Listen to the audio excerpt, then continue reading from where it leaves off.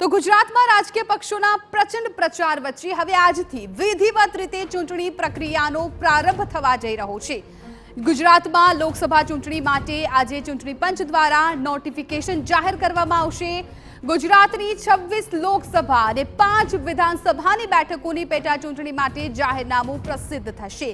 Notification જાહેર થતાં જ આજથી ઉમેદવારી ફોર્મ ભરવાની પ્રક્રિયા પણ શરૂ થશે, જેના માટે રાજ્ય ચૂંટણી પંચે તમામ તૈયારીઓ પૂર્ણ કરી લીધી છે।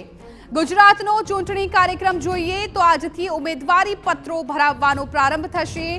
19 એપ્રિલ સુધી ઉમેદવારી ફોર્મ ભરવાની પ્રક્રિયા ચાલુ રહેશે। 20 એપ્રિલના રોજ ઉમેદવારોના ફોર્મની ચકાસણી કરાશે। 22 એપ્રિલ સુધીમાં ઉમેદવારી ફોર્મ પરત ખેંચી શકાશે। ત્રીજા તબક્કા અંતર્ગત 7 મેના રોજ ગુજરાતમાં મતદાન યોજાશે।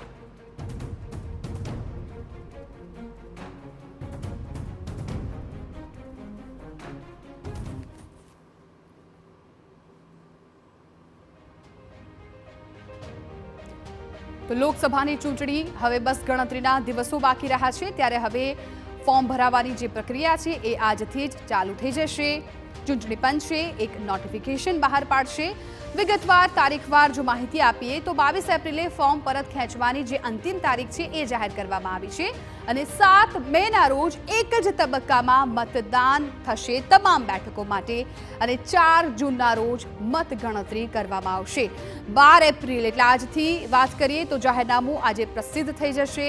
આજે ફોર્મ ભરાવાની પ્રક્રિયા છે શરૂ થશે અને 19 એપ્રિલ સુધી ફોર્મ ભરી શકાશે। 19 એપ્રિલ છેલ્લો દિવસ હશે અને 20 એપ્રિલે આજે ફોર્મ ભરેલા છે એની ચકાસણી કરવામાં આવશે અને જો કોઈને ફોર્મ પરત ખેંચવું છે તો તેની અંતિમ તારીખ 22 એપ્રિલ જાહેર કરવામાં આવી છે અને ત્યારબાદ 7 મેના રોજ એક જ તબક્કામાં તમામ બેઠકો પર મતદાન થશે અને 4 જૂનના રોજ મતગણતરી।